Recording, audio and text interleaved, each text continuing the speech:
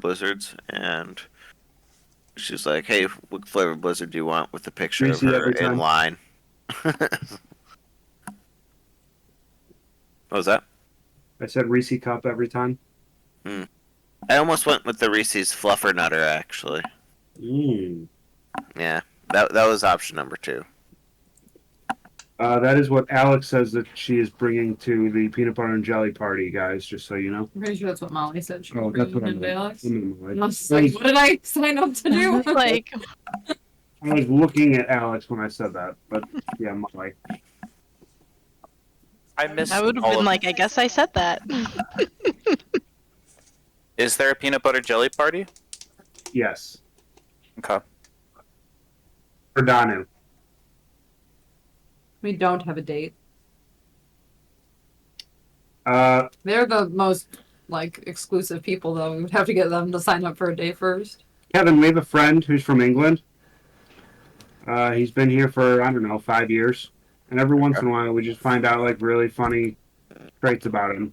Like, little, like, holes, you know, in, like, American culture that he just, like, doesn't know about. And Love it. I just found out that he's never in his life had a peanut butter and jelly sandwich. What? Yeah, dude. And it just, like, broke my mind. And I was like, Man, does he love beans on toast? yeah. That's messed up, man. I was like, will you please come over and have one? And he's like, oh, sure. Like, I love to. So here's the real question: what's going to be the first flavor of jelly that he gets? Grape. Grape is the answer. I agree. Grape's but the answer. doing, like some crazy marmalade, but I have one No. that's blood cherry, orange, and I forget, it's one more jelly flavor, and it's the best jelly I've ever had in my entire life. yeah, but you don't want to start nuts with them. You just need a typical PB&J. Yeah, do you want to set the bar so high that every single time he has one from then on, it's just not good? Yeah, that's I true. don't know, if he had never had a cheeseburger in his life, I would rather give him Au Cheval than, I don't know, White Castle. I think you're insane. I would take him right to Wendy's and buy him a Dave single. He would be really upset. I was gonna say Missy would not do that. Goddamn burger. I also wouldn't They classify also give White wine, Castle as the same as grape or like strawberry jelly in that sense. Like, I would say White Castle's the equivalent of like apricot. Or like an orange marmalade on a peanut Yeah. butter jelly. Like, Yeah, exactly. Kevin, what are you talking about? White Castle's so good. I mean, sure. Ikenna, what happened last week? Oh, He said he took notes. let me flip the page. Let's see. Wrong. Von Richten can make a wolfsbane drink. Full moon is in 3 days. We were trying to decide if we were gonna go and see the wolf and use the speak with dead on the wolf that was still there, or were we gonna go back and find Walleran and speak with his dead? And we ultimately decided to go see the wolf. The wolf wasn't there. It had been dragged away by what we figured out was a pack of 10 wolves. And then so we decided to go back, and then we had to go to dinner at the crap, I didn't write down her name, but we were going to dinner at somebody important's house that Val got the letter from, and Val was Lady Fiona walked her. Lady Fiona walked her, and while Val was taking a bath, her room started freezing up, and a ghost hand was writing on the window with an invisible finger, and it wrote, "Help Victor, please," and it said Erasmus, and we figured out that that was Von Richten's dead son. Cool. What do you guys do? In the bushes. So I believe at the end we were debating on if it was worth it to save Victor. Because... Right, but then we said that because it is Yeah, because it's Von son, Richten's then son. Sal cares about him. Yeah.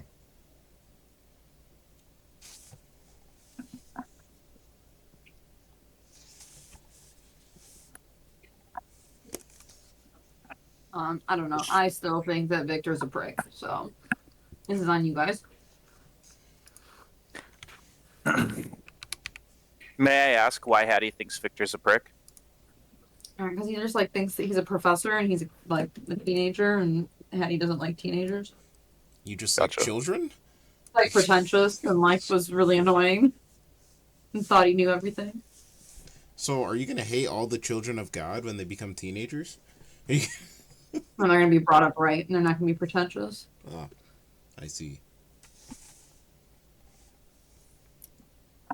I laughed out loud at that harder than I should have.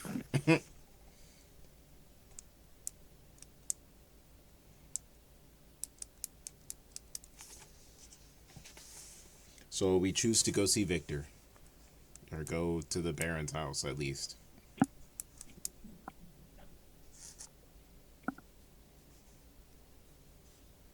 Okay. You can certainly try.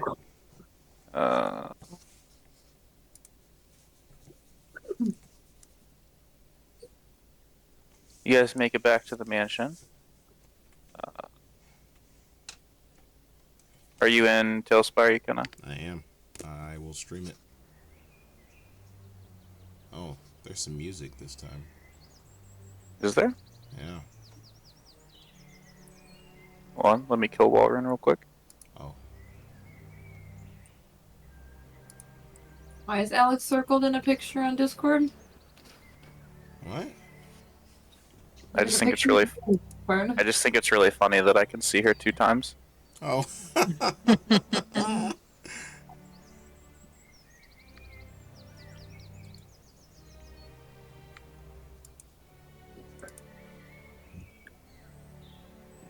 I actually thought that he kind of had taken that picture. I keep thinking that that's just Discord. Because it's just like staring at our face on the TV. There I am, immortalized. Word of the stream. The bigger part of last week's episode is when we found out what Ikenna's baby picture looked like. That was nuts. Maybe I don't post the recording. You need to post the recording. That is the evidence that we hid Walrun in the bushes outside of the inn. I think if that's the evidence, I delete the video. And we just let And that you're- Warren rest in peace. And that you're potentially Little Wayne's brother. That's Okay, true. that might need to be posted. Okay. Mm-hmm.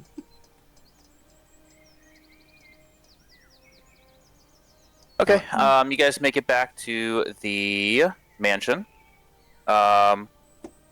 The butler. Oh, where's my? I don't even know where my Curse of Strahd book is. I'm so fucking rattled. The butler lets you in, with no problem at all. He recognizes and remembers you. Also, the Baron has instructed, the staff to let you guys kind of wander a little bit freely, just because you had agreed to help out with the spooky spirit problem. And oh, you're moving. Whoa. Sorry. Oh, it's okay. You're allowed to. Kind of annoyed I don't know where my book is, but You're doing okay. you make your way up to the attic, over to Victor's workshop. You enter, and he looks at you guys and says, yes? Oh, did you go to the wizard's tower?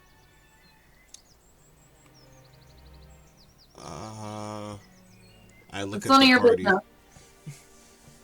I look Why at is there a ghost contacting us, asking or telling us that you're in trouble? Everyone, I heard 2 people talking at the same time, so I heard you're in trouble. Go ahead, You Missy. know that? I said, why is there a ghost contacting us, telling us that you're in trouble? Okay, we're just gonna skip over my question. That's fine. A ghost? What ghost? A ghost. I don't know. An invisible ghost says you're in trouble. Says you need help. Help? What ghost? What are you talking about? Do you not need help? Are you fine? We've got a dinner invitation. I mean, it's the afternoon, but I mean, if you must go, what ghost? Who was it? Did it say its name? Not to me. Okay, well, you're speaking very vaguely. Oh, Val, did you have something to say? It started with an E, didn't it? E-R-A. Were you not listening to my recap? I don't think she was. That's what it was. No, it already left me there. So some ghost named Erasmus came and froze everything and told us you were in trouble and said it was urgent. Erasmus. He pauses. You see him glance at this like big, tall, standing mirror that you noticed at first when you first entered the workshop. Probably 2 days ago by now, and he looks into the mirror.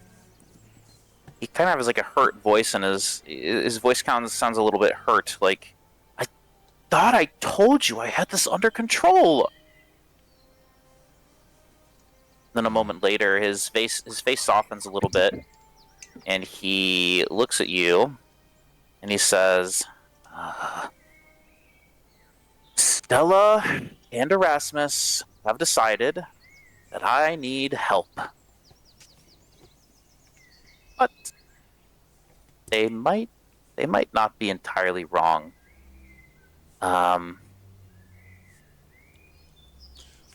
Can we back up? Who is Stella? Stella. Stella Walker? Stella Walker and Erasmus. I also want to pause and rewind a little bit. Who are you? Pleasure to meet you. My name is Gavin. And I extend my hand. He shakes it. Actually, you know what? He casts a little mage hand, and the mage hand goes out and shakes it. He he looks at you and says, "Where's Walgren?" According to them, he's dead. Dead? You helped us drag him back here. He's dead? Yeah, he's dead. Oh my god. What happened? He blew up. I'm sorry, he blew up. He didn't know how to read. He didn't know how to read. He didn't step far enough away when an explosion happened. He was a man of faith. We couldn't even tell his father. Who was his father? We don't know. We're trying to do a next of kin notification. A solemn, grim look falls over his face, and he says, "Dear God, we don't even know his father." Can you do some family research for us? He says, if he's not from the land of Barovia, I'm afraid I can't be much help. He says, okay, Walren's dead. He died at the tower? Yeah. Okay, did you get into the tower? Yeah, there was nothing there. You see like a look of like, not anger, but like disappointment. Oh, here's my book. A look of disappointment fell over his face. And he says, damn it to hell. He says, so no artifacts then? No, I don't know why you think you deserve any. Why are there ghosts that think Why that are we- you so mean? Why do you think you know everything? I don't. It's always I'm been that way. asking you things. If I knew everything, she why would I is- be asking you questions? She is a little bit mean, but we like her. Well, that's good. I'm glad. Everyone deserves friends, I suppose. He says, all right, we'll fast forward a little bit. Stella walked her. He takes a step aside from the mirror. And he kind of like does a ta-da kind of like gesture with his hands. And he says, well, Stella, say hi. You see a girl, teenage girl in the mirror, looking at you, greeting you with a shy wave. You see her mouth move, her lips move, but you hear no words. He goes, well, this is Stella. Why can't we hear her?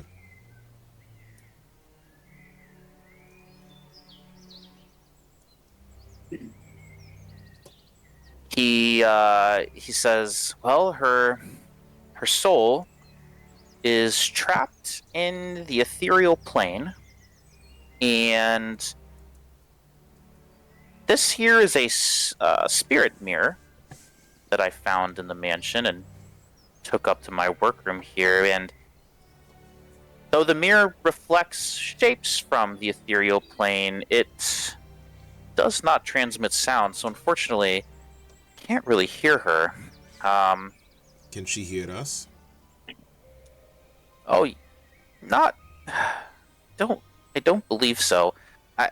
We've kind of just been communicating through hand signals. Let's rewind. I'll tell you what happened. So 3 months ago, my friend Stella and I,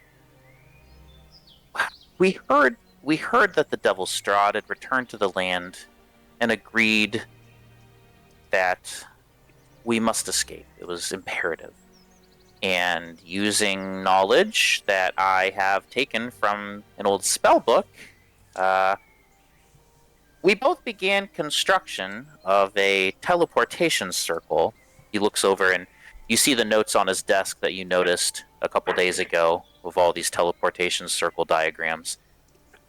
And we were hoping that the circle would allow us to free ourselves from this wretched place. Fast forward 10 weeks ago, we finally finished our prototype. And after using 2 experiments involving some undead rabbits that I used some bones that I bought from Soldar and Yevgeny, Stella insisted on volunteering as a live human trial. However, the test went horribly wrong.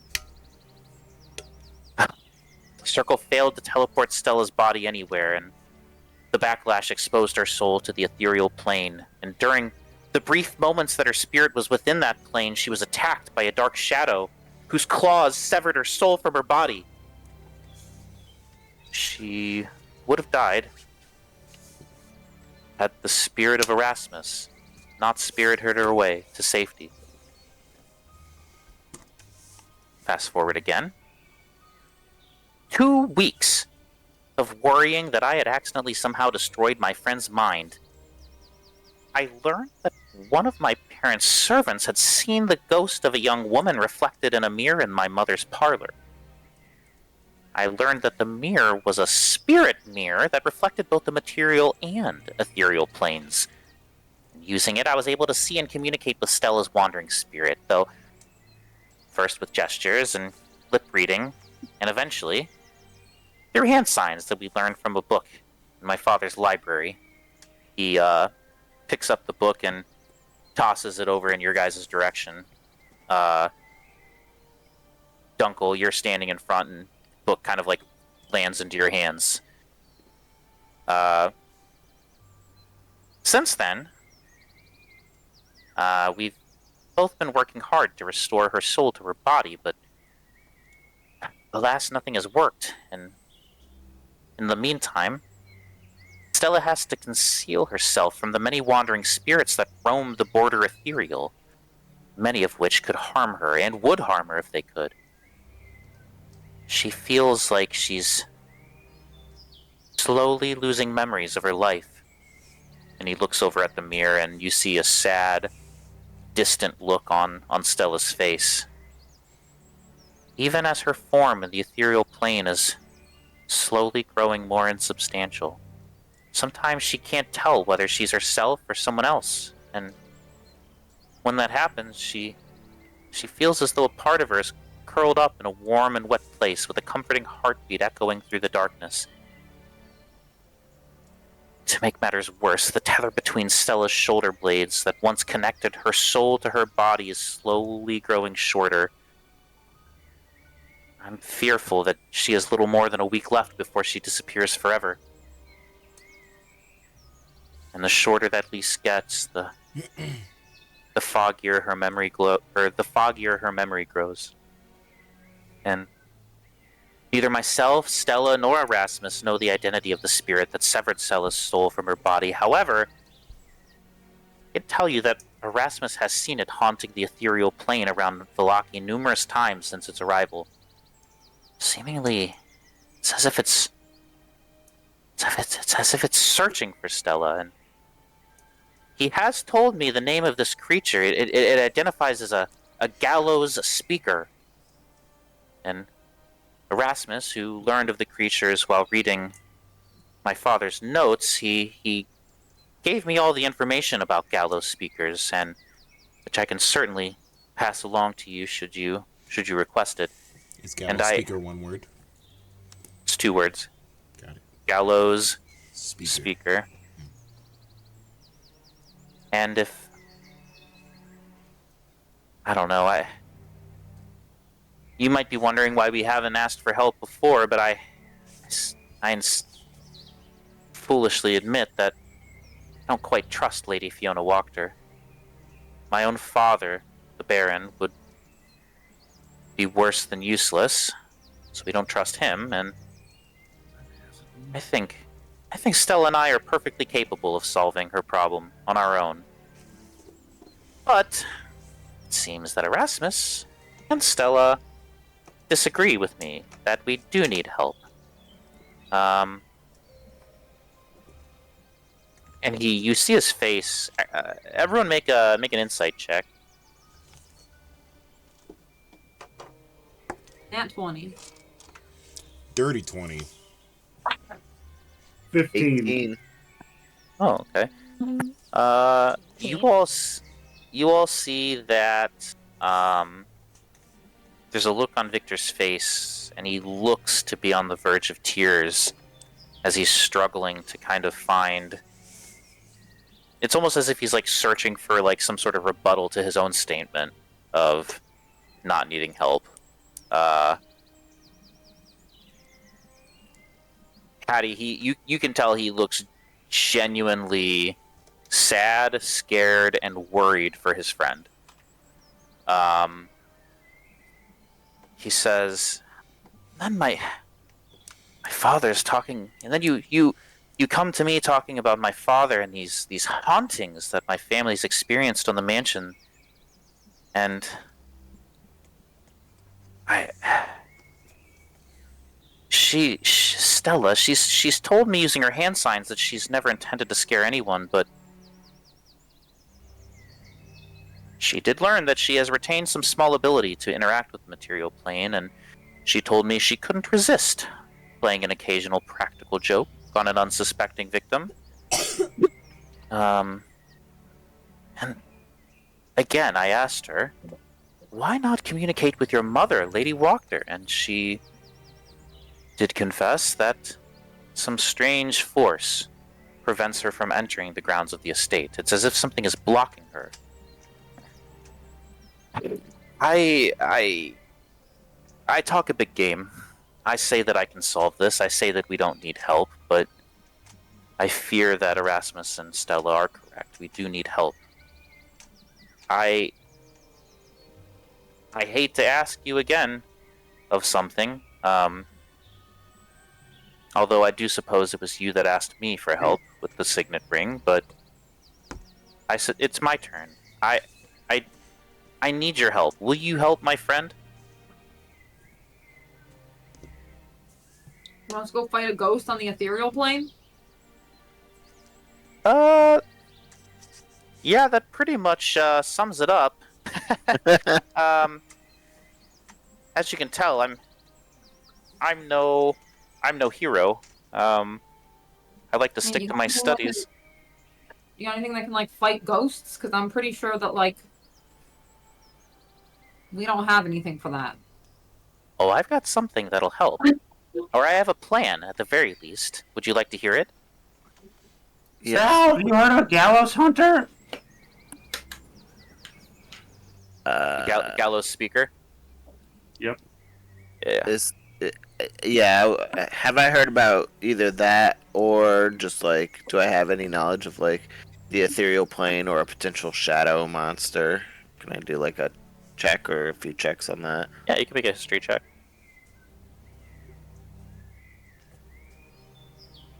Oh, well, I rolled an 11. You've heard of it. You don't know much about it. Although you do remember in Victor's little story to you that he is able to provide you information about this. He's got the notes. He hears you, Dunkel, ask that question. He says, one moment. He runs over to his desk, and you see him open a few drawers, and you see some papers being kind of like thrown about. And he goes, yes, here. And he pulls out, and it's like a manila folder that has the word gallows speaker on it. And here's what I know. Excuse me. And he hands it to you. One moment here. Hand it to me. Yes. I don't even look at it. I just hand it straight to Sal. And I just say, does any of this seem right? Dunkel, admittedly, I am not 100% sure. I've heard of gallows speakers, but I don't know anything about them. So we're gonna learn together. And I open up the folder. Perfect. Don't mind me frantically finding it.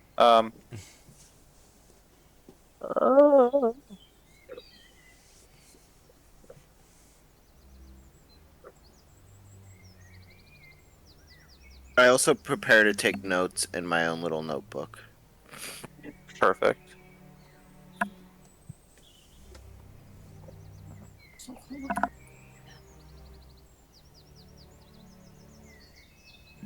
Okay, perfect. I've got it. You have the following notes that I'm going to put in the the game relevant information.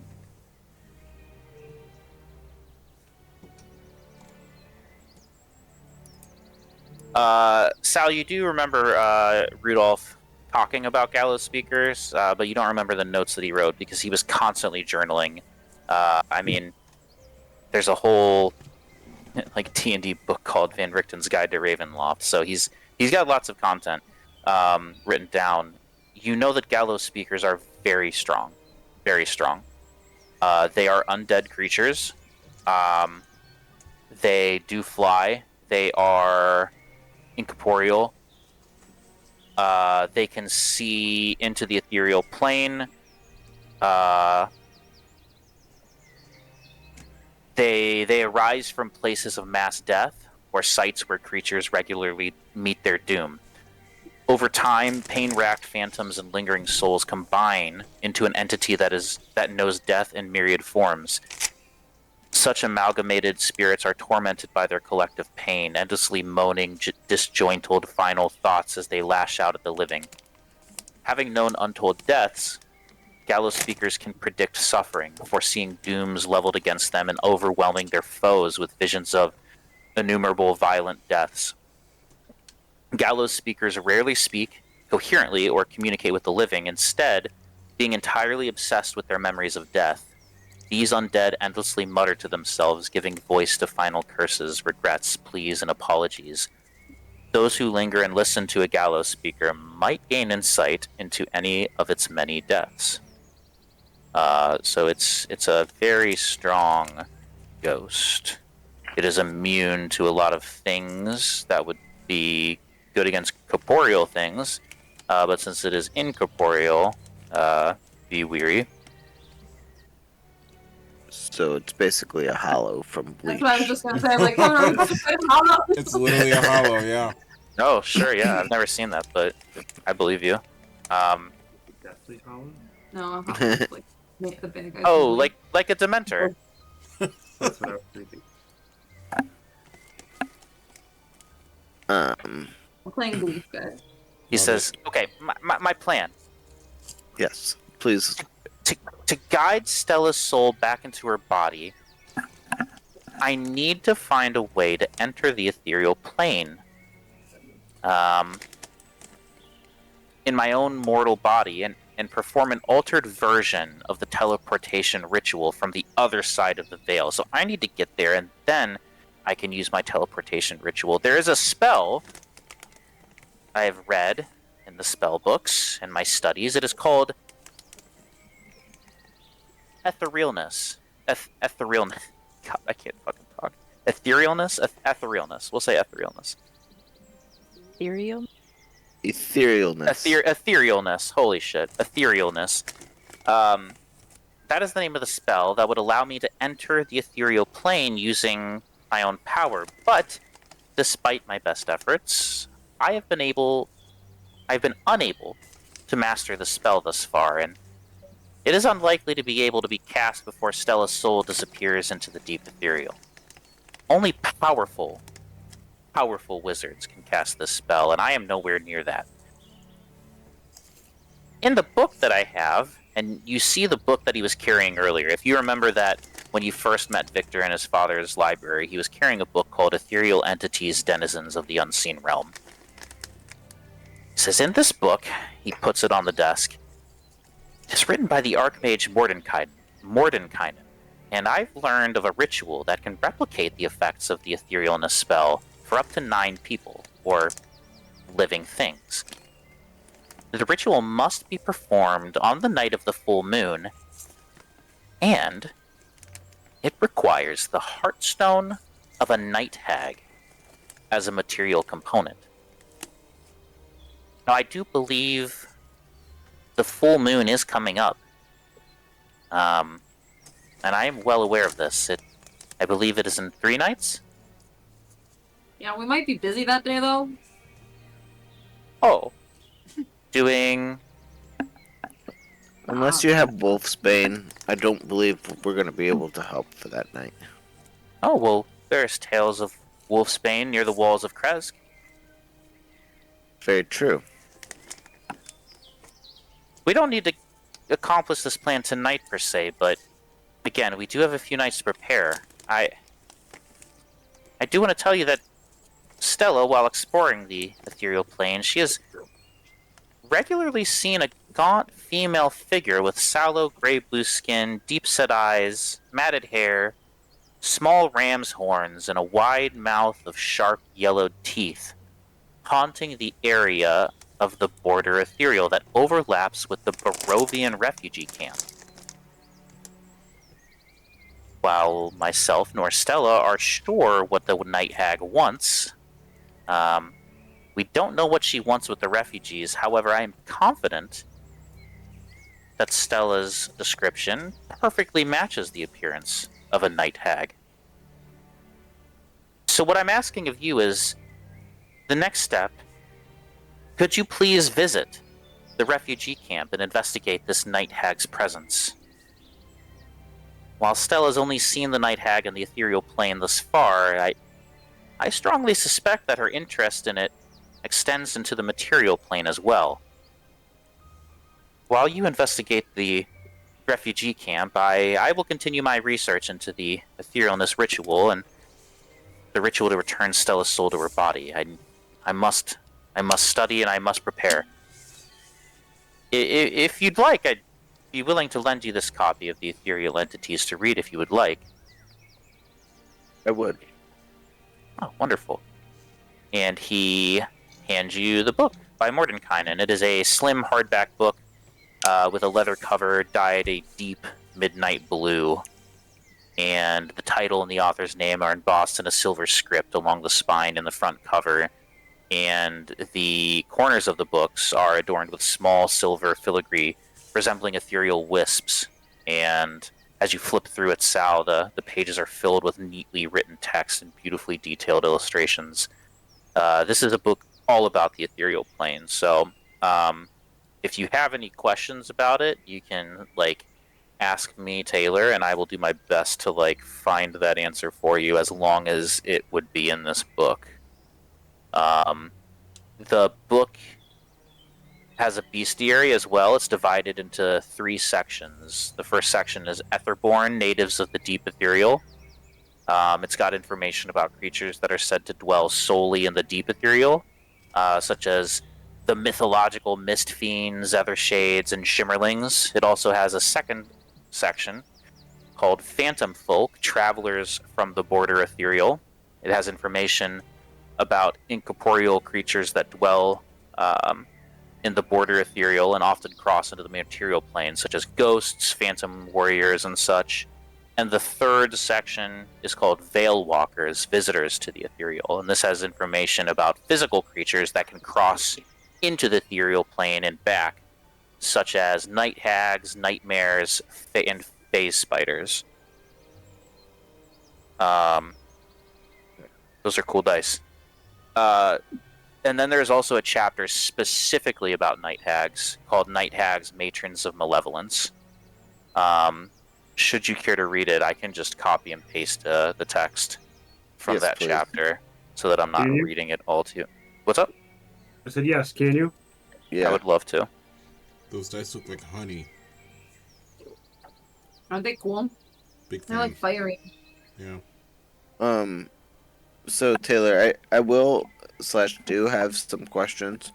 Do you want me to wait until a long rest to technically look them up based on the information that you kind of So, I given mean, me already? you can ask them whenever. It's just going to take me, Taylor, a moment to find that answer, probably, because I didn't memorize the whole chapter on the ethereal plane in the Dungeon Master Guide.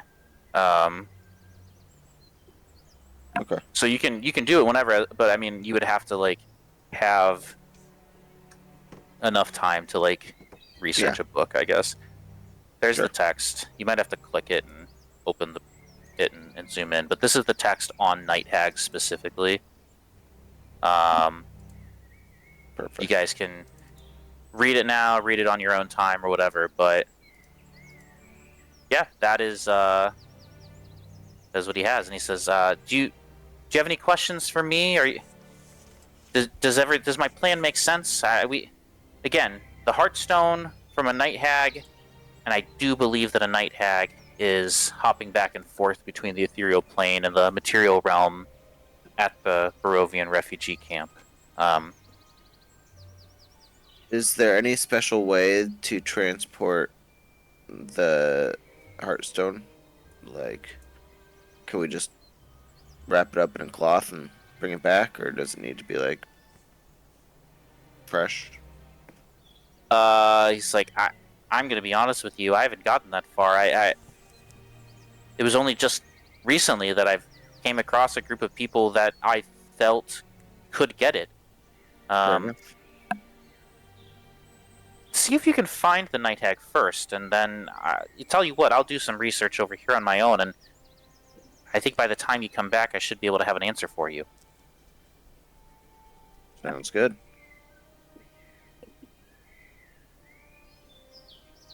Well, I appreciate your help, and I know Stella does too. You guys look in the mirror, and the young girl is just smiling and kind of doing one of these like a thank you gesture.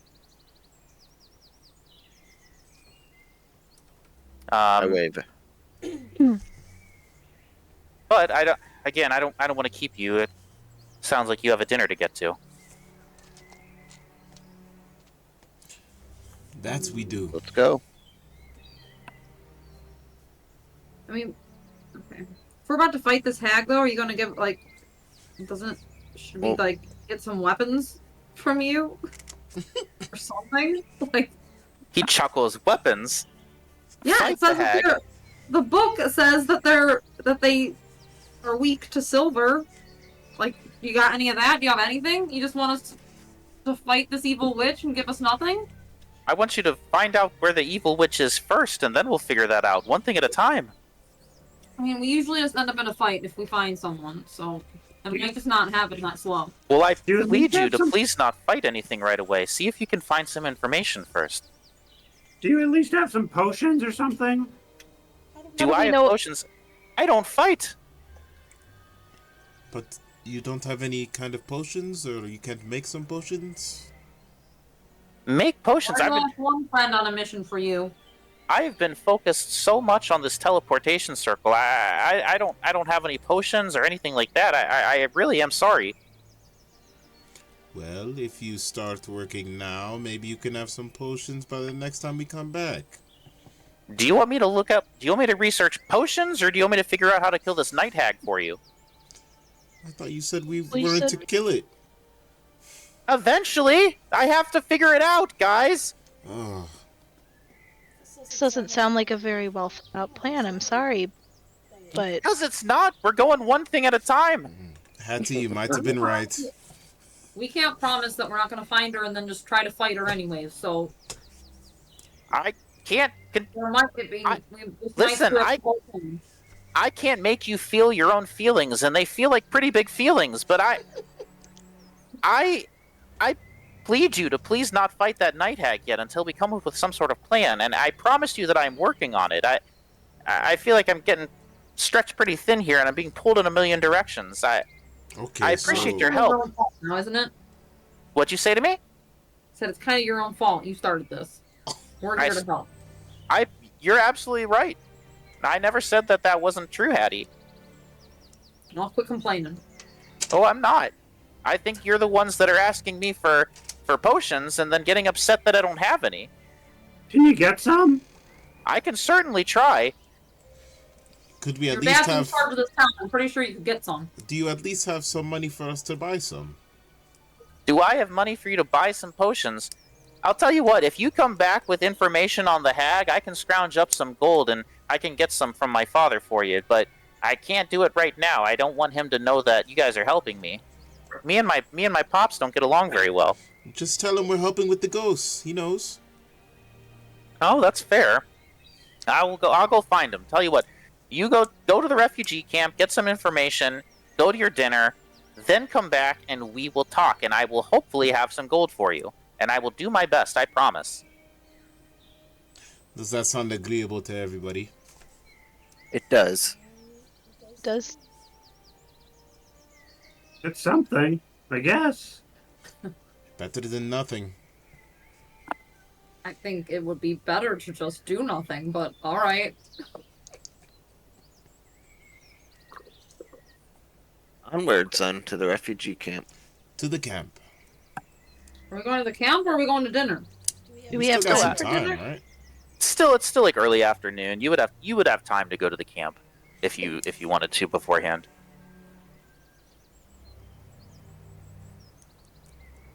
Okay, to the camp. We go to Da-da-da-da-da-da-da. All right, let's see. We solved the navigation puzzle. Find. Is there a refugee camp map? I feel like every time that we come close to solving one person's thing, somebody else is like, I have something else.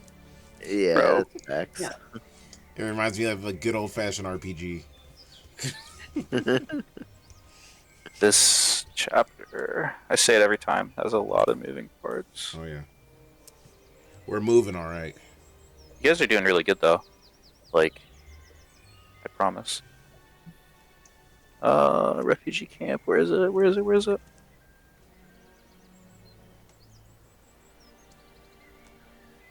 Man. Hattie, it seems like you really don't like Victor. We got no reason to like him, do we?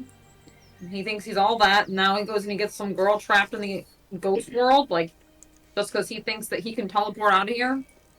I think that he's just trying to make up for his mistake. Yeah, he got himself into his mistakes because he thinks he's better than he is, and that's how he treated us when we first met him. Why would we trust that he's going to be able to transport us back?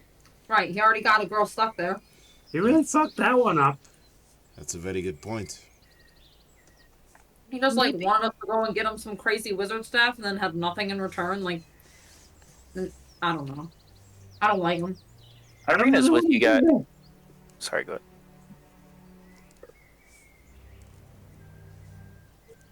ahead. Irina's with you guys too, and she says, I mean, I need to go to the Barovian camp anyways to talk to my people. I'm going regardless. You guys are more than welcome to come. It sounds like you can handle that portion then, right? Talking to my people? Sure, and getting whatever he needed.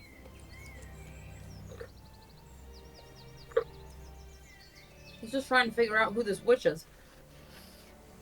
Well, who do you think the witch is? I don't know. We don't know anyone from over there. Well, then let's go. I need to make sure morale is up, and I need you guys to handle the investigating part. Irina, if you don't mind me asking, why are there so many refugees in the first place? She looks at Hattie. There was a fire in a bullshit town that I'm not sorry about. Well, I think there's nothing to be sorry about because nothing happened. There was a fire and we weren't there. Wait a minute. Well, we Wait all a know minute. that's not true.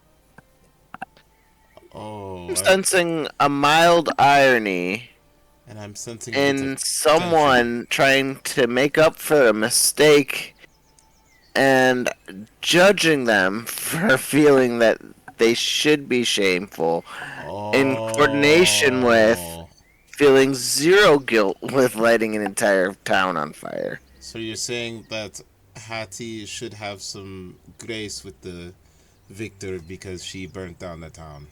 It certainly is an interesting point, Sal. To be fair, a lot of the refugees were here before the fire, but there certainly are more now.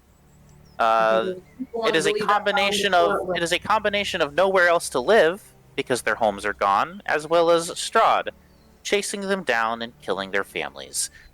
So, if you don't mind, I think we should go. Agreed. She takes off. Just full on sprint. What if she did? Just like backpack kid running through the halls. Oh, backpack kid. Naruto run. Very passionate. I'd follow, but not at the same speed. I know my way. I follow, but I go my own way. Right. We follow. I follow. I think this is a bad idea. Yeah, I really don't want to go over there. Why? We're just gonna get killed. Yeah, it's a group of people that don't like us. Well, they don't know. Yeah. They know who we are. No, Do they know that it was They us? don't. We passed. Oh, I guess I didn't pass through. Never mind. I can't say that. But didn't you guys pass through there to get in here? And they didn't say anything? Yeah. I don't mean just the refugees. I just mean this whole mission. Seems like a terrible idea. Well, I mean, right now we're just getting information. We can always back out at a later time. Irina turns to you all and says, "You mean to tell me that there's an innocent girl who needs help, and you just don't care?" That could be your wife. You're all innocent people here that need help. Hey, wife. Yeah, if that's how you interpret it, sure. I don't think that sending the party of us to our death sentence is any better. Great. Your friend's a ghost now, and we're dead. What does that solve? I'm just saying he didn't exactly instill confidence when he said he didn't know what he was doing when he banished her to the ethereal plane and had her soul ripped from her body. Now he wants to tell us what to do, like he has any clue. Irina looks at you, Dunkel, and says, "Don't you want out of here, Dunkel? Don't you think that a teleportation circle might be the answer? Don't you think Victor is onto something?" I don't know, we're told a different way out of here every couple days. But wouldn't you want to explore all possibilities? If there was even a sliver of hope to get out of here, would you not turn over every stone to find that answer? I know I would. Sure, I'll start with the less deadly ones. Well, which would that be? Because we're in Barovia, Dunkel. There's death all around us. The Devil's Strahd is the land itself. And he could kill us at the snap of a finger if he wanted to, but he's toying with us. So I think that we need to find and explore every opportunity that falls in our laps, and I can't think of any other opportunity right now, Dunkel. I'll say it again, I disagree with you. That's fine. You don't have to agree with me. I'm simply playing devil's advocate here. I want everyone to make sure that we're not just dismissing opportunities because they sound a little scary. I don't think it's just scary to go over to a ghost plane. I think that it's suicide. Okay, Well, but Should what we haven't been asked to go to the ghost plane yet. Yes, we have. No, but right now all we're doing is going to see some more information about the night tag. At the very least, I agree. Wow, Let's get the information so that way we can come back and get some gold and some potions, and then we can make a different decision from there. Right. I feel like you are believing that we are jumping into the ethereal plane now.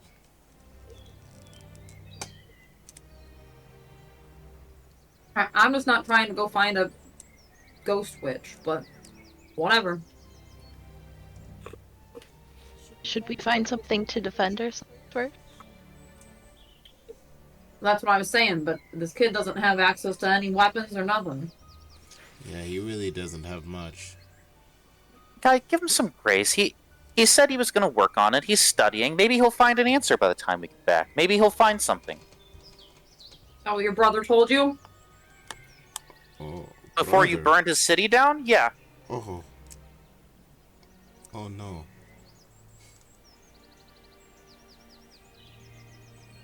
She says, "I'm going," and she turns and starts walking towards the camp. You keep saying that.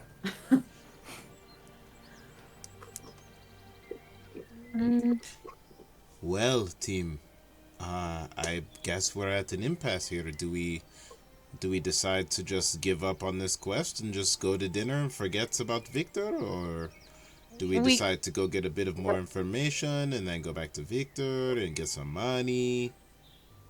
Do you think the... Well, first, do we know for sure that the refugees know who we are?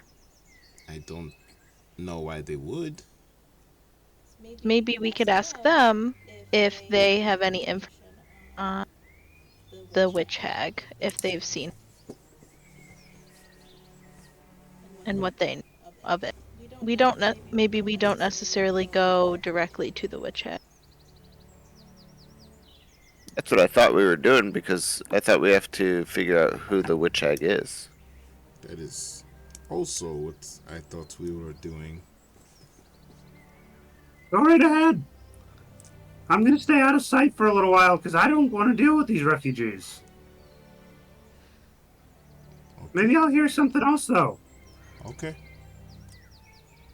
Hati, are you in? Yes. All right. Away we go.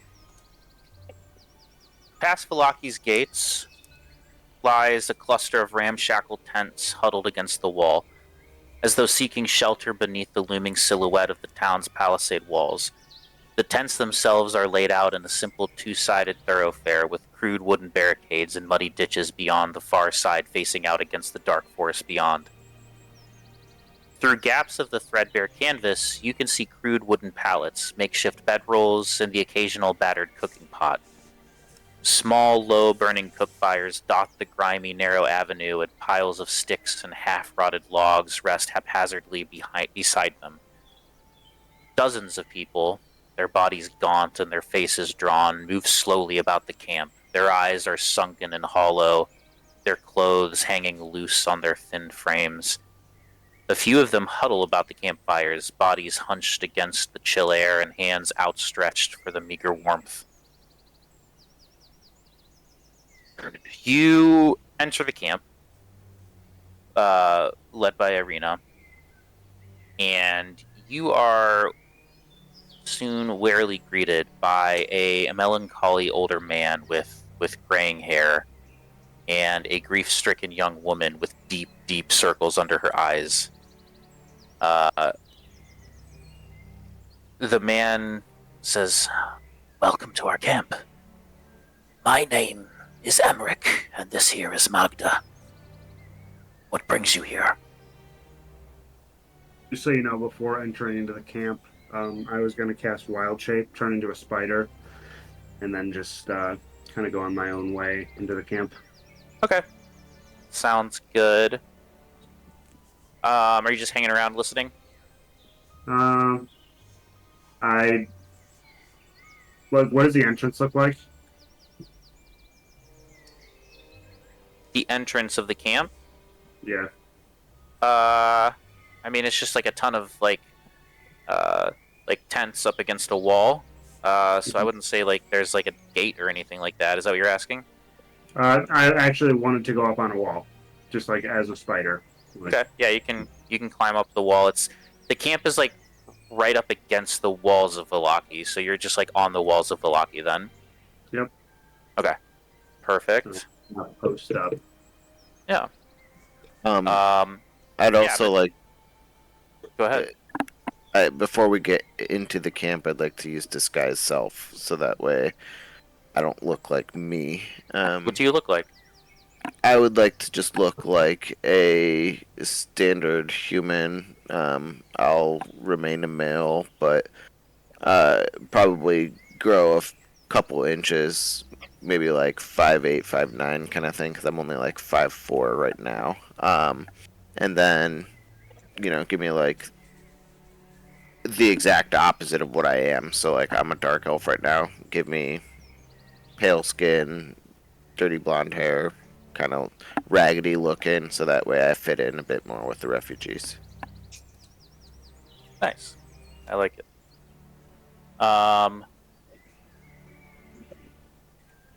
Yeah, Emmerich says, why have you come to our camp? I've heard that there's... Have you seen any hags anywhere around here? Any hags? The woman looks... You saw like a glimmer of hope in her eyes when you guys first approached, and then it's immediately kind of like distinguished.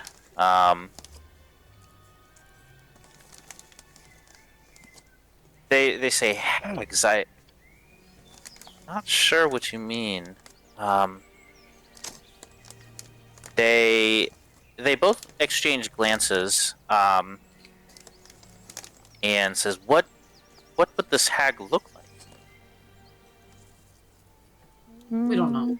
She We can don't change know. what she looks like. Is there anyone that wasn't with you in your old town that like doesn't belong here really, but they're here?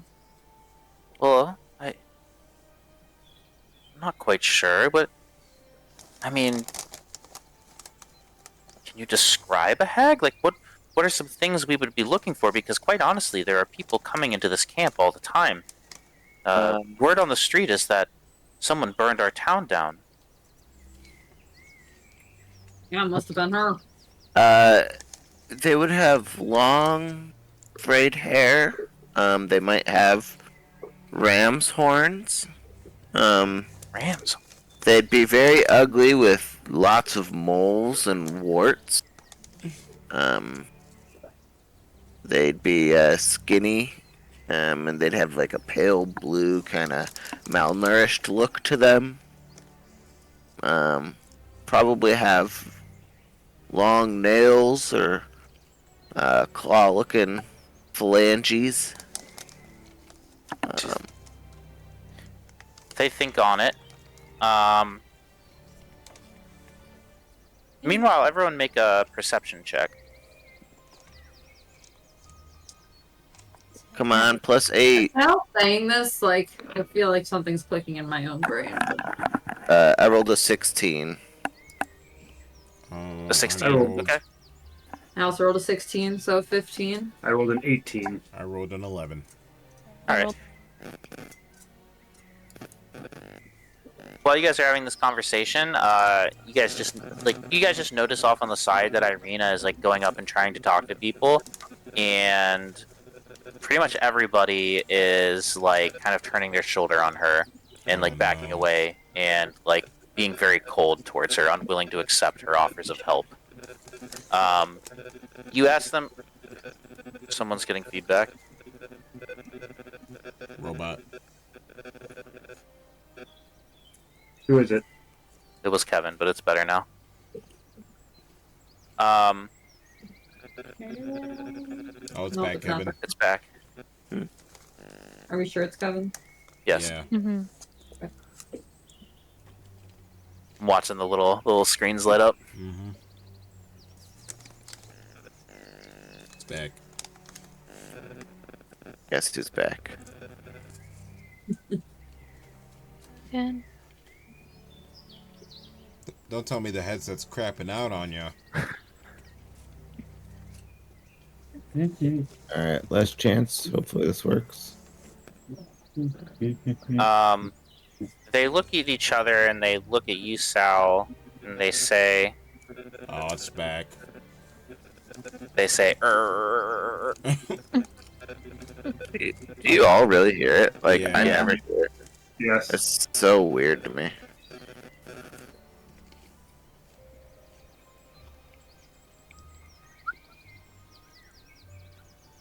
R.I.P. to the headset. I'm just gonna blame it on you guys. You're down the street. I can bring you another set if you want. I think it's actually. I don't actually think it's my headset. I think it's my adapter. You have GarageBand? Yeah. Okay. What's Is it do? a Type C adapter? Yeah. Well, Kevin, we know you're not a pussy.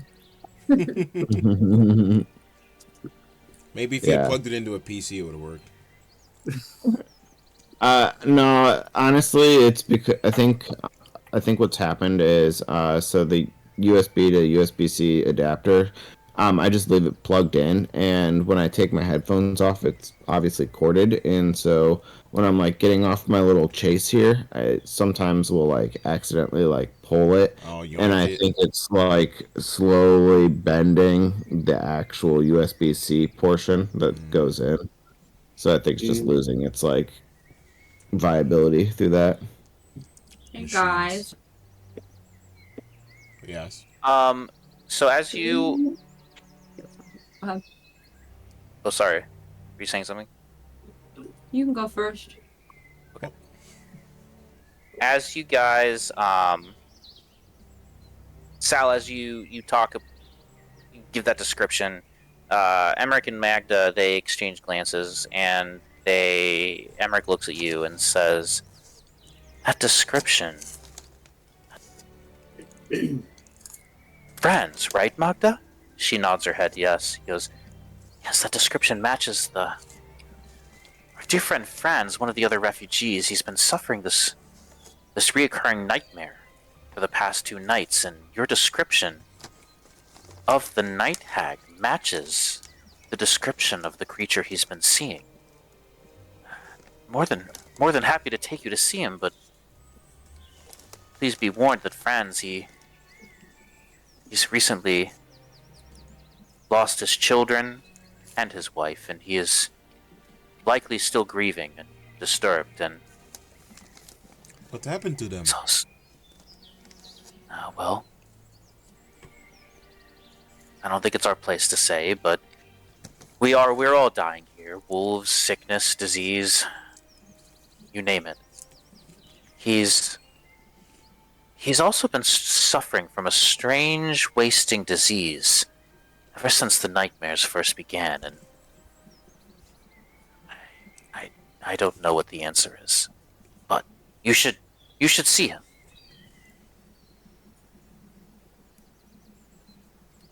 He sounds Yeah. possessed. They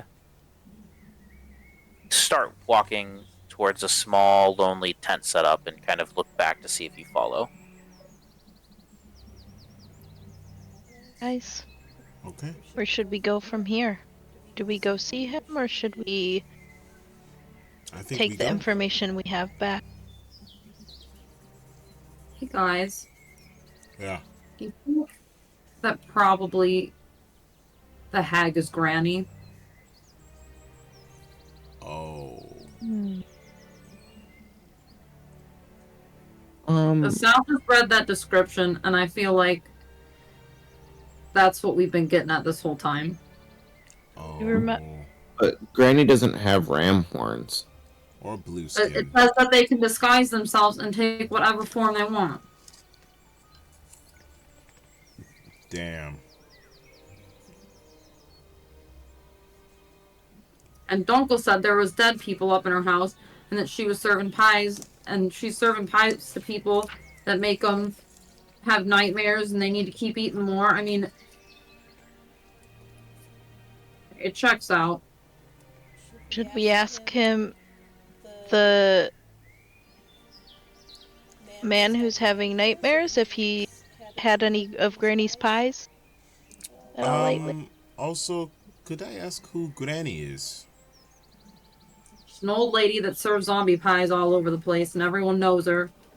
But she Like- does it for some reason. Wait, she And has you have really zombies. bad, did you have really bad dreams when you had her pies? She has zombies that sell pies. She put zombies in pies or something. We're not sure. Dunkel investigated her house for a second, and then we didn't believe him. Pies with zombies in them. Maybe. We don't know. But they give you nightmares if you eat them. Wow.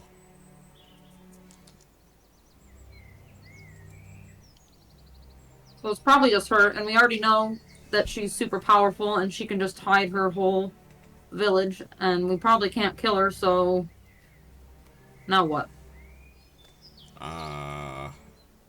Maybe we talk to this lad with the nightmares, and we go back to Victor with this new information. We can talk to him, and we know that that kid from the church, remember? His mom's addicted to her pies, so we can find her that way, too. We have to. Oh. Sounds like we have a lot of leads. Emmerich and Magda are now now at the tent, Okay. which was at the end of like Camp's Muddy Avenue, and they're looking back at you, and they're like, "This is it." Yeah. I start walking over there, and I say, "Let's take a look." Follow suit. Oh, Okay. You guys, they kind of like pull aside the tent to let you in, and you enter. It's a sagging, cramped tent, and inside there's 3 stained pallets, 2 which are child-sized. There's an old patch-stuffed rabbit that lies across the closest pallet. Its black button eyes staring sightlessly into the air. A young woman kneels in the mud beside the full-size pallet, clutching a bundle of wilted herbs in one fist and holding a damp rag over the forehead of a frail, gaunt-looking man lying across the pallet. The man's skin is pale and drenched in sweat, his clothes torn and ragged. Wispy, scraggled hair rises from his wrinkled scalp, while his face, illuminated beneath the dying light of a single sputtering candle, is etched with exhaustion. A full moment passes before you realize that this ghost of a man is likely scarcely older than 30, but seems like he's lived, 80, 90 years.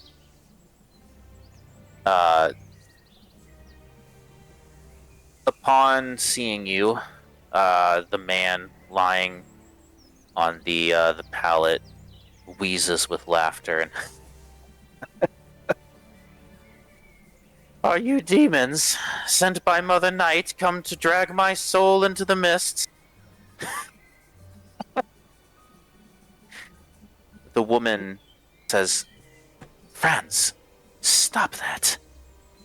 she looks up at you and says, "I'm sorry for his behavior. He's been delirious ever since the nightmares and the sickness began."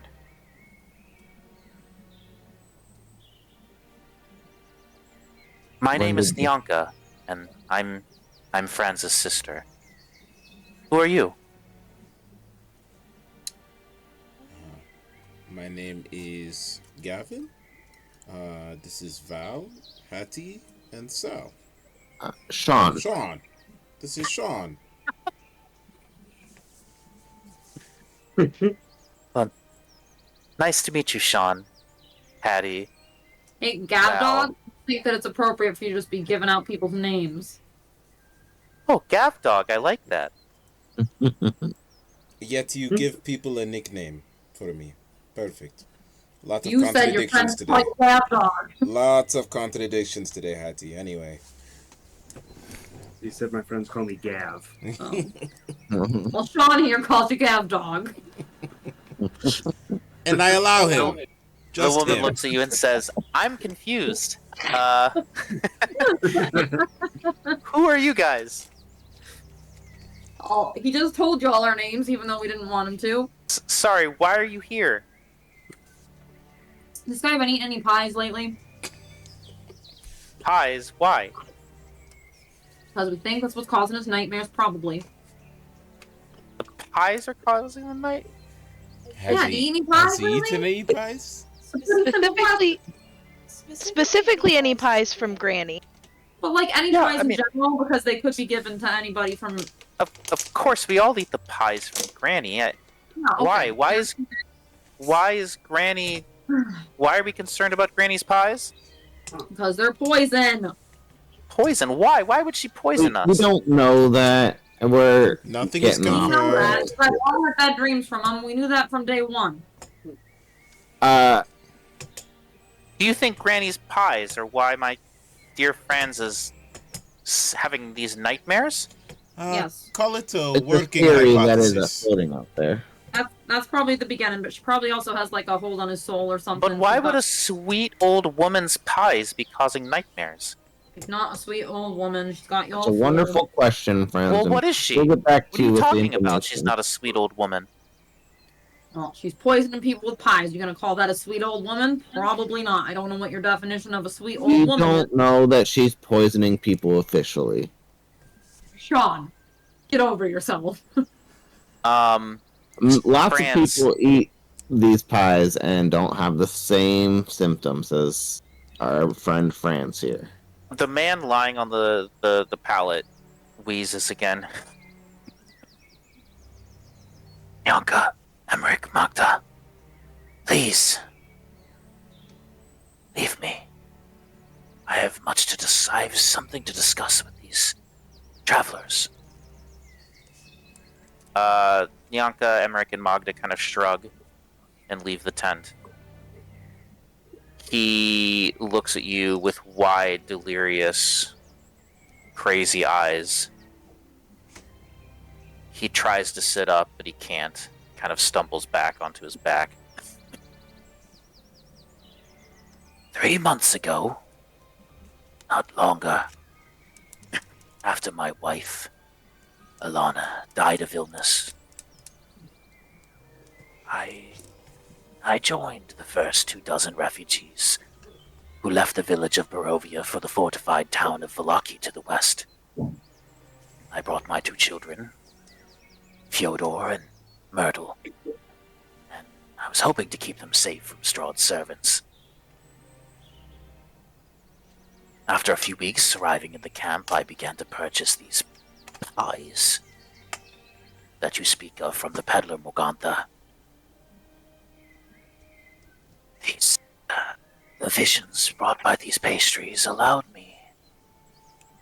You see him close his eyes and have like a sweet, like little moment of serenity, and they allowed me to dream. Dream of my wife, Alana, returned in my arms as though she had never died at all.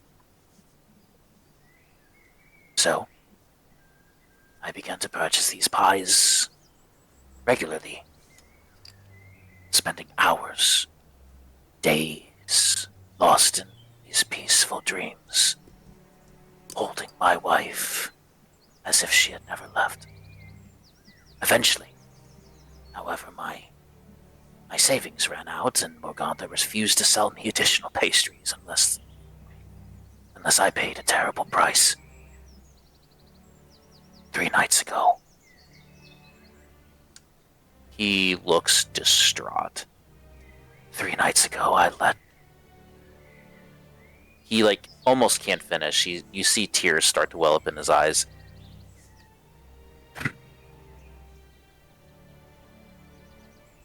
Three nights ago, I led Fyodor and Myrtle down past the tree line at the edge of the woods. There, Morgantha placed my children into a magical sleep and stuffed them into a sack that she carried over her shoulder.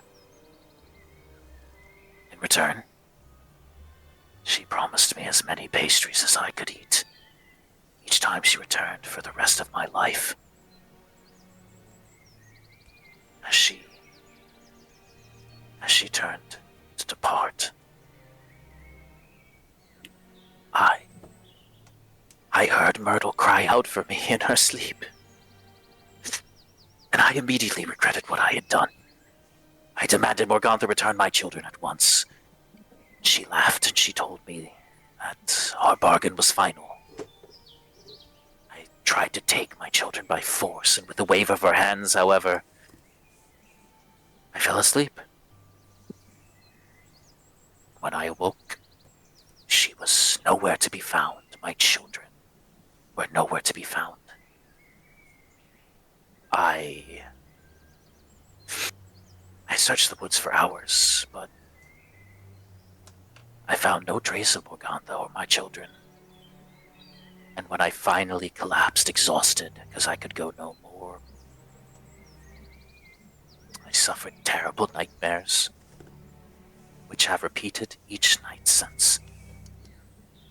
In this nightmare, I am strapped to a millstone. Its 4 arms raised above me.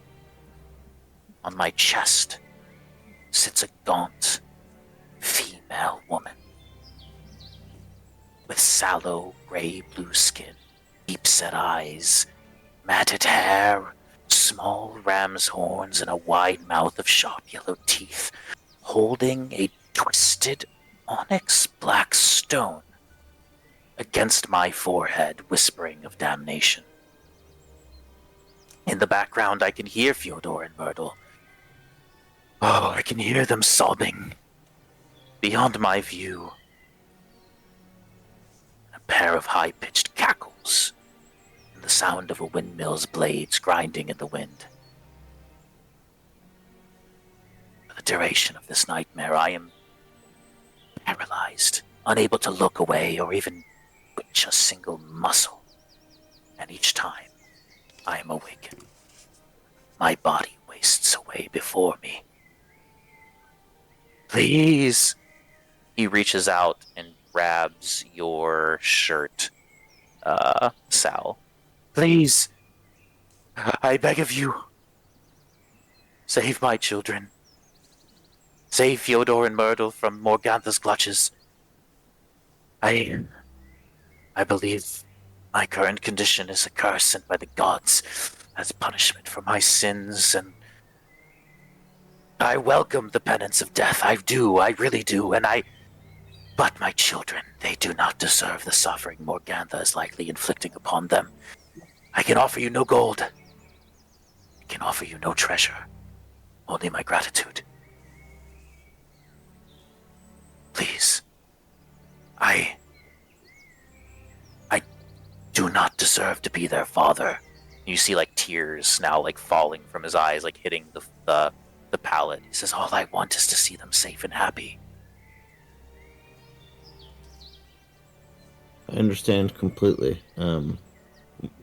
We'll see if there's anything that we can do, and we'll let you know, of course. And at the very least, we hope that the kids are able to come back before any further intervention is needed, so that you may have the peace that will help you rest easy. Sal, make a strength saving throw. Oh, wonderful.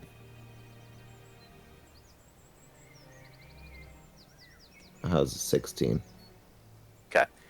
He tries to pull you in closer, but he is not strong enough to do so. He looks at you, Sal, and says, I could feel it. The heart of the windmill. 3 black hearts beating as one in the millstone beneath me. He's able to pull you in this time and says, he whispers in your ear, the gnarled arm holds the key. And he then collapses, falling into a deep, fitful sleep. Sal, make a history check. 1 second.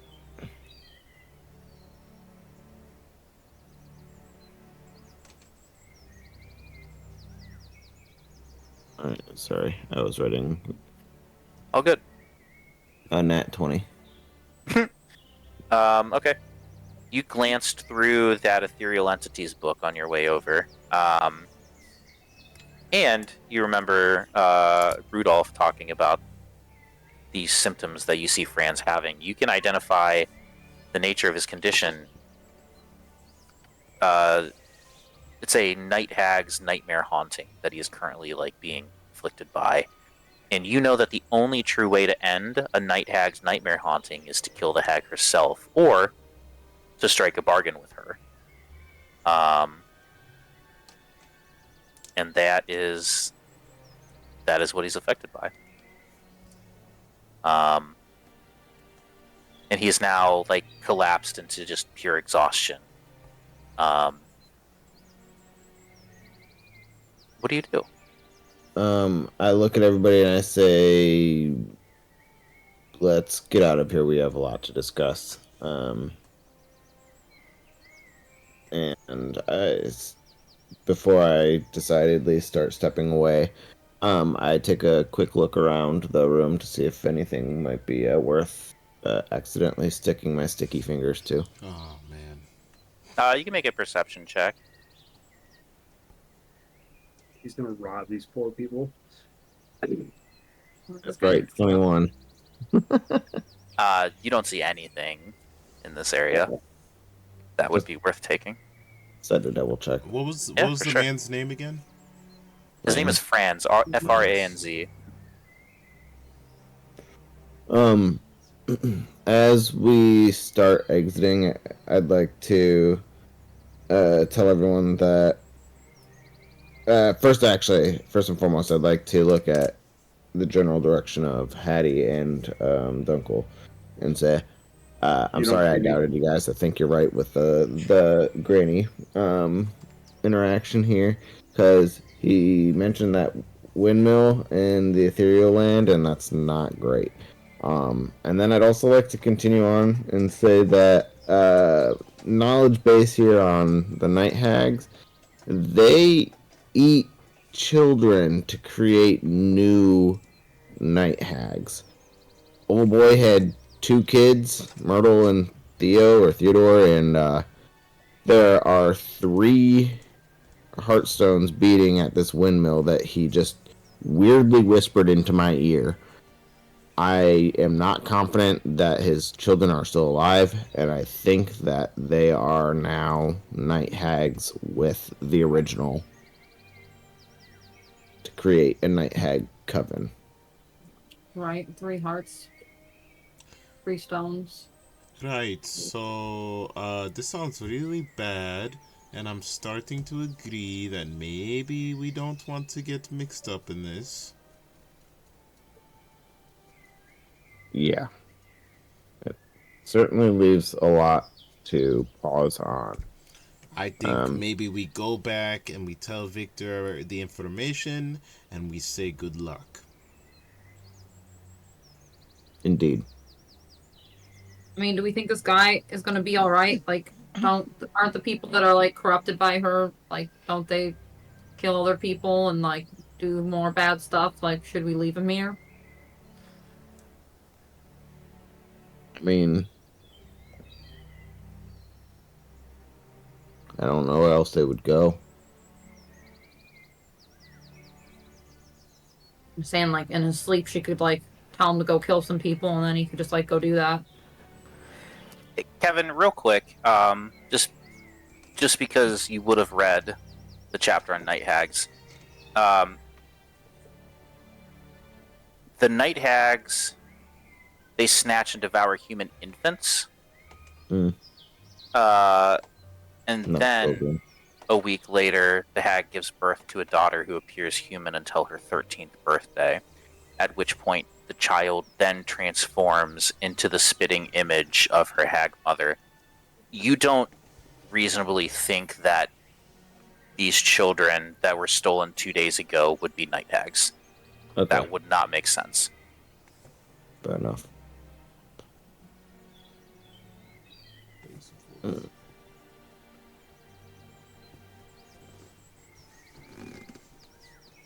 Well, I don't really want to risk it to save the kids, but the kids are probably there with the night hags. Well, I feel like they're the only reason to go in this, but Yeah. I don't think we're strong enough to fight her. No, not Them. even close.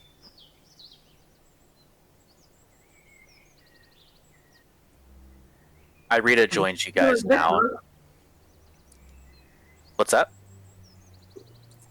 I said neither is Victor. He can't even get a spell right.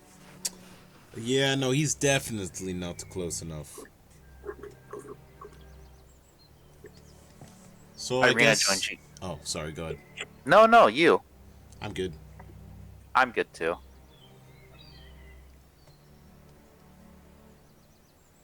So I guess we go back to Victor. Yeah. Yes. We can tell him what we've learned.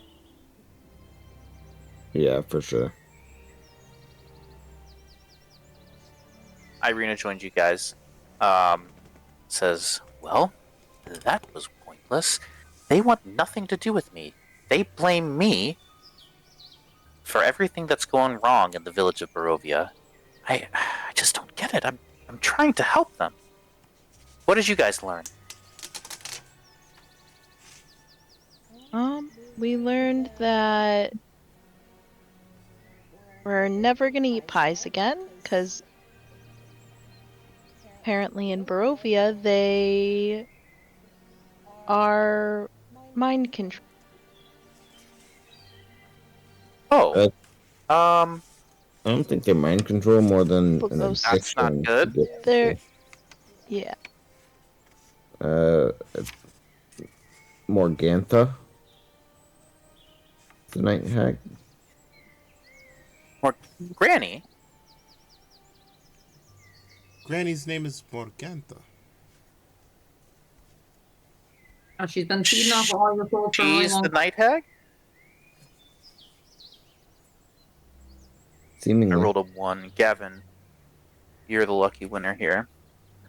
For what? You receive the effects of a sending spell from Victor. You hear in your mind Victor speaking to you. Is this thing... Gavin? Okay, I think it's working. Gavin! Hey! Gav Dog! Hello? Did you... It's not the way the spell works, buddy. I'm talking to you. Did you find her? Come back to the attic. I have a plan. I have a plan. You have a plan? Okay. We found... Then the sending... It's done? Then, yeah, it's just done. Okay. It's just like a message that you receive. Victor just spoke into my head with some strange magic. He says that he has a plan and we should come back to the attic. I don't know about this plan, but we should go back to the attic at least to get our gold. For the shoulder, I agree. for the gold. Onward. You guys make your way back to the attic. It's starting to get to early evening now. It's almost dinner. Not quite. You make your way up. Back to the workshop. Victor he's got like a pep in his step. He seems like he's feeling good about things. Like he's seems a little more like on top of things. You enter. Gavdog, you got my message. Perfect. It worked. He says, okay. Okay, yeah, here's your gold. He tosses Gavdog you a pouch of gold. There's about 50 gold pieces in it. Good luck finding literally anywhere to buy things in Barovia, but here you go. You got any silver? No, I don't have silver, but I think I see some silver bolts there. Don't you have silver, Sal? I do. Yeah, I mean, you might be able to go to the smithy in town and get some silver, but yeah, 50 gold pieces should get you something. I don't know. I don't really go buy things from there, but it certainly could help. I'm sure. Listen, I found out some information. There's 2 possible ways to obtain a heartstone from a night hag. 1, willingly. 2, by force. To obtain the heartstone willingly, you will likely have to bargain something of great value in exchange for a loan of the heartstone. And hags are legendary dealmakers. They can be trusted to hew the letter of their word, but only the letter. And to obtain a heartstone by force, well, you would need to incapacitate or kill the hag. However, this is far more difficult for multiple reasons. First, hags tend to gather in these, they're called covens of 3, and it's a practice that makes each hag stronger and provides easy access to allies. Do you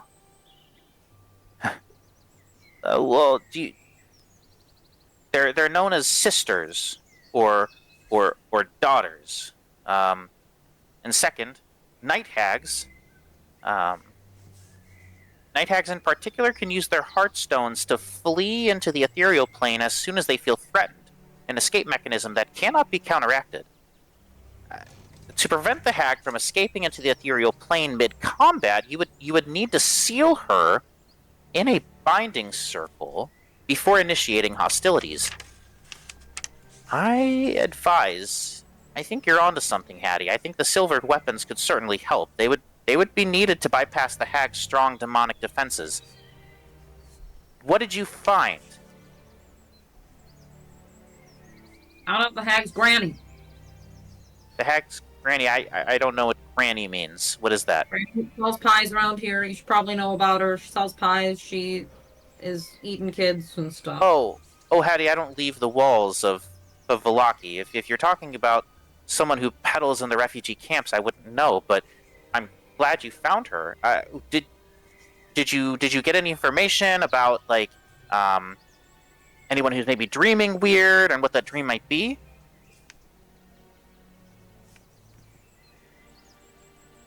Yes. Okay, Franz. Okay, so you found someone. Can you tell me about his dream? Tell me about his dream. I've been studying. Help me help you. He is interacting with the hag, and he hears the windmill, Granny's windmill, that you don't know, where the 3 hag hearthstones are. The heartstones. Indeed. He saw the heartstones in the dream. Sensed, I think, would be a better word. Okay.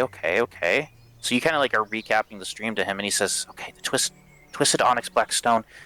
Okay, I'm not quite sure what he means about the heart of the windmill, but I'm not sure that the heart of the windmill is the heartstone, because the night hags always keep their heartstones on their person. I recall seeing information about the windmill in an old book of records in my father's library. I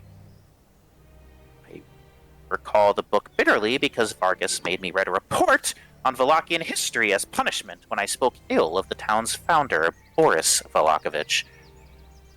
Anyways, upon retrieving the book, let me see, where is it? And he rifles through his things. Ah, yes! He opens it up to a blueprint of the windmill, located alongside the original assignment of land from Baron Boris Volakovich to Gustav and Elizabeth Durst. Gustav? He points out excitedly that the design for the millstone contains a compartment built into its side, likely as a place for storage. He says, if the hags are hiding something other than a heartstone in the windmill, it is likely located in that compartment. But yes, I have more. Listen, I want to tell you, I've been up. Well, okay, so I've been unable to find a means of performing the binding ritual. And he flips to like some page. He opens a spell book and he points out an illustration that depicts a binding circle. But the book itself provides no information about how to actually create one. So I don't know. You guys look up. Well, you don't look up, but you notice in the mirror, Victor looks up and sees the spirit of Stella excitedly gesturing from the spirit mirror. He hops to his feet. He goes, "Oh, what's this?" And he walks over to the mirror, and he starts to try to like interpret her hand signs, and his eyes widen, and his face pales. "Oh, you can't be serious." Absolutely not. He looks at you guys a little uneasy, and he says, "Stella claims to have seen a similar binding circle while exploring the ethereal plane, but on a much larger scale. An enormous circle that surrounds the entirety of Wachter House and prevents her from entering the grounds. She's been attempting to enter the estate in order to communicate with her mother, but she's failed to do so due to the circle's presence. She suspects that her mother, Lady Wachter, might know how to create one to bind the hags as well." You see Stella start to like mimic some more things, and Victor says, "She suggests that you visit Wachter House to request Lady Wachter's help in binding the night hags. She would like to warn you that her mother is a cautious and skeptical woman, especially where the Volakoviches are concerned. If she does not believe your story, you will likely need to ask her to disable Wachter House's protective circle in order to allow Stella to show her presence." Well, it's convenient enough that I believe that that's where your dinner is tonight, right? Yes. Well, it seems that is the next step. Go, talk to Lady Wachter. See if you can get this circle to be dropped. Well, And see if you can figure out how she might be able to create one to bind to the hags. Then they couldn't pop back and forth between the ethereal plane while we try to... If negotiations don't go well, then maybe that'll put something in our favor. And again, see if you can get more silvered weapons. Use the gold that I've given you.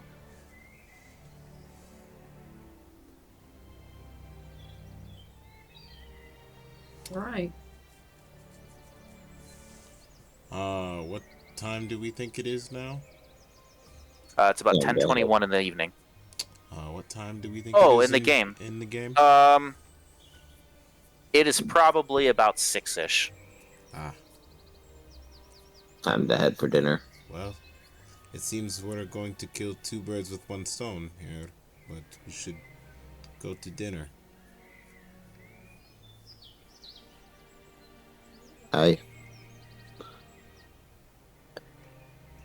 Sal's stomach rumbles. I could go for a good plate of food. Feeling a little peckish.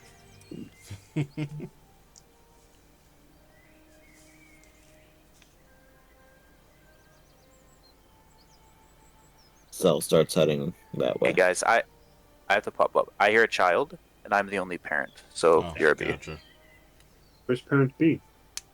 Parent B is probably getting just. Have you seen Rob Van Dam's 5-star frog splash? God. No. I imagine that, but in Lancaster.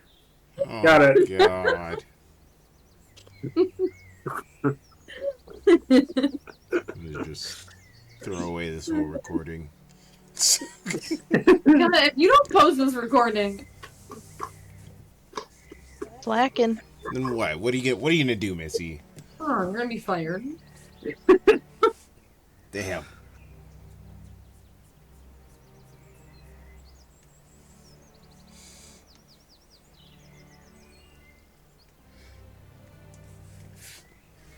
Alex, you want to be in charge of recordings? My computer cannot. Yes, it can. It would take twice as long to upload. No. It's based off the internet. We have fast internet.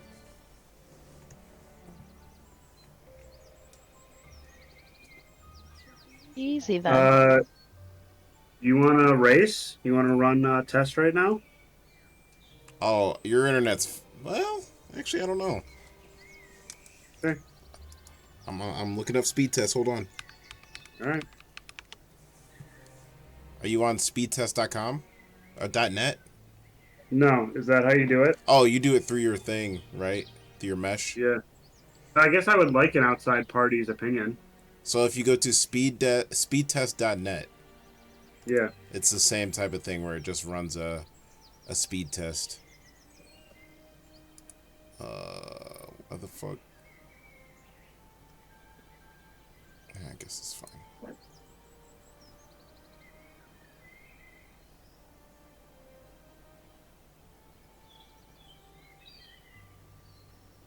I'm running it. I like it because What it's are a you little. at? I'm at 514. 518. 19. 519 what? So 519 download, so megabits per second, and like 518 upload. Dude, I'm getting smoked. Why does it say I'm at 97? Oh no. I No, should because be at- I did it. Do it in your mesh thing and see what it says. Okay.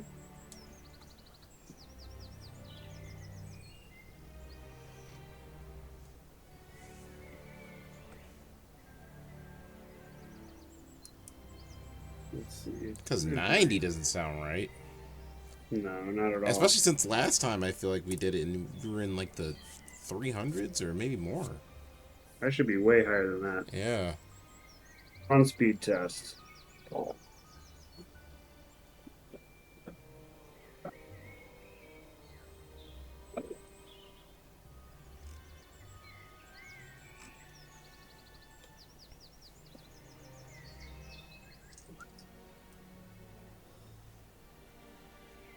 I can't believe that there's people that pay for like double this like amount of internet. Like it's insane. 757 download. Oh yeah.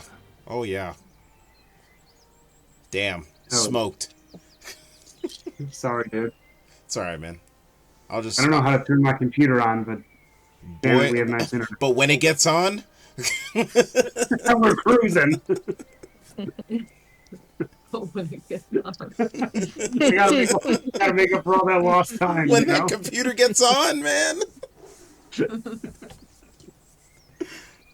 As soon as you get that password, you're ready to roll. I'm ready to code.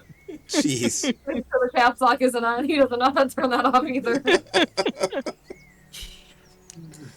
Oh man. But that search in all caps will be speedy. Yeah, Sure will. for damn sure. Oh yeah, they'll tell me I got it wrong very quickly. I mean, how do we think they get Comic-Con tickets every year? It's that internet. Yeah, you're welcome. The internet almost got us not Comic-Con tickets this year. I don't Well, it's believe that probably for a because you had 3 computers and a phone going on it.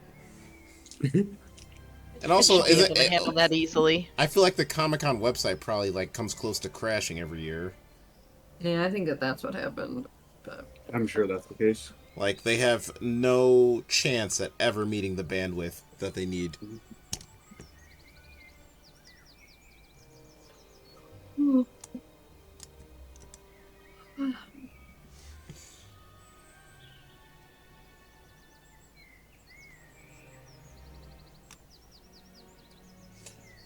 So are you still doing like your extraditions with your new job?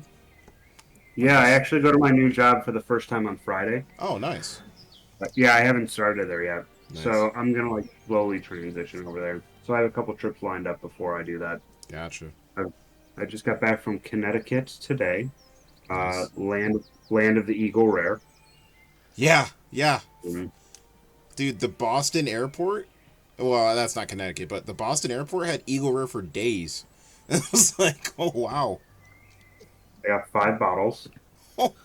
You got 5 bottles, or there was 5 bottles? I got 5 bottles. Holy shit. Only 2 for me. Okay, good. Um, let's see. I have to go to Oregon next week, which I'm kind of excited about because I've never been. Nice. Yeah, and then The states that you haven't been are probably getting pretty low right now, right? it's really just the middle ones, you know. So like the Arkansas and I've been to Arkansas a handful of times. oh It's like the North Dakota, South Dakota, yeah Wyoming. Utah, Wyoming. yeah No one flees there. yeah. This one- No, Which those is are the like ones you they want to go should to. they should flee This there. This one's weird though. Google Vale, Oregon. VALE, Oregon. VALE Oregon. So that's where this guy got picked up. Wow. Oh, do you So, want me like, to he- BRB? By the way, I can if you want, but Probably. all right. I am.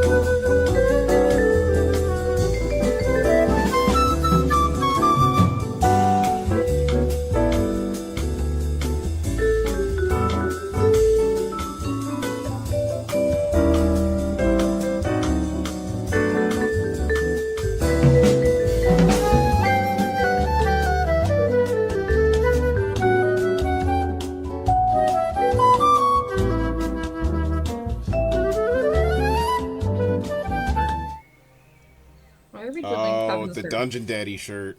Dungeon Daddy. I don't know. A cute fatherly thing or like a weird sexual shirt. I'll leave that up to interpretation. Yeah. Kevin, what are your plans for Valentine's Day on Wednesday in 2 weeks? Hey, are we playing D&D? You should play, right? This is what it is, right? Oh wow. There you go. That still doesn't answer it. Yeah, I have no idea, honestly. All right. Well, all of the women currently in the call have said that they are playing on Valentine's Day. So Well, And celebrate Valentine's Day on the weekend. also, You kinda. Missy and Randy, when are you going for your Valentine's Day dinner? So I can either come or I can call you. I'm sure that you like find out on your own. So we'll leave that up to your own investigation. I actually just figured that you would show up and ask for the dessert. I would. Show up right in time for dessert. Yeah. Slip into a Well, chair and be like, "I'll take that." Yeah, I'll call Randy and be like, "Oh, you guys are finishing up, perfect." Do they have dump cake? Yeah. I'm missing 2 of these. I just assumed for your Valentine's Day dinner, I would just be there as a +3. Gotcha. I'll stay home, I Plus guess. 3, not even a plus 1. Stay home. Yep. Sorry, Alex, he's only interested in, like, third wheeling us. He doesn't want a double date. Nope. I had a year of it and I had so much fun. Damn. I got to go to the rib burn off, guys. Like, I don't know. I got You to. really enjoyed that. Was the first night of the avalanche. You got to go to the rib burn off. You got that back massage at that restaurant. Oh, ugh. I got to experience Michelle at Dunkin' Donuts, that weird Twilight Zone Dunkin' Donuts. I almost said Dunkin' Donuts. Oh wait, shit. I don't know if I've told you guys, but I don't know if I'm gonna be able to play on the last Wednesday of February. Then we have to play on Valentine's Day. Why is that, Kevin? What was that? Why is that, Kevin? I'm gonna be in the Bahamas. Oh! Are you gonna wear got that shirt in the Bahamas? Probably. I hope so. I have a limited number of like fun shirts for those types of scenarios. So Yeah. Second question, is Rachel going? yes. Never mind. So. Never mind. I was going to ask who his plus one was going to be. Who's going to watch Lily? Her parents. That's really nice. I was like, Lily's parents are gonna watch her. Is she coming with you? Is she? Hell no. No kids allowed. Yeah. Isn't it Atlantis? Yep. No Atlantis kids has a allowed. kids island and a no kids island. Oh, they have a no kids island? Yeah. That's cool. Really? Is it attached to the kids island? It's like across, like, I don't know. There's like hotels that are specifically adult only for like fun vacations. Yeah, I mean, kids ones. and for Maxim specifically, like in the most bougie way possible, they just buy out like the entire hotel. Oh, so And your whole company gonna be it's there? like a Maxim rule that like they're saying we're not paying for kids to come here. Is your whole company gonna be there? Not my whole company, but like everyone who met goal. Oh, nice. That's cool. Yeah. Alex, I know you hate basketball, but Goodyear will pay for you to go to a Cavs game if you want to go. Alex, instead of going to a Cavs game, you could spend any day just puzzling. Yep. Well, you could be in the Goodyear box, having great seats and eating food. Feel free to take any of your friends to a Cavs game with you. Okay. Well, you're my only friend, so. Missy, I didn't know if you knew this or Oh. Not that any of us want to go to a Cavs game, but You're my only friend that would maybe go to a Cavs game. You have other friends. what are you saying? I was saying I didn't know if you knew this, but the Cuyahoga County Sheriff's Department will allow me to work a 16 to 32 hour shift. Wait. There's an and. All the puzzling we could do all day. And that 32-hour shift will turn into an awesome vacation in the long run, right? Right. Yeah. They're doing it for me and you. Or like diapers for your baby, like whichever one. Sure. Like Yeah. Yeah. They'll like carve out chunks of my soul during those 32 hours, but they don't care. They don't for the care. vacation. it's for Cuyahoga County, man. Yeah. Oh man. They know that they're supporting a loving family. Love that. Yeah, me too. Why Because do they told me. because they told me so. Please. Oh, man.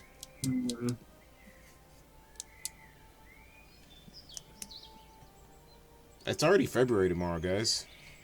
That's Thank crazy. goodness. So Finnegan's gonna be, what, 4? Yeah. So you think he's gonna, like, lose one of his rage charges? Like, when he... as he gets older? Nope. I think he's only getting stronger. Oh, God. He's only getting more powerful. His beard's only getting thicker. Yeah.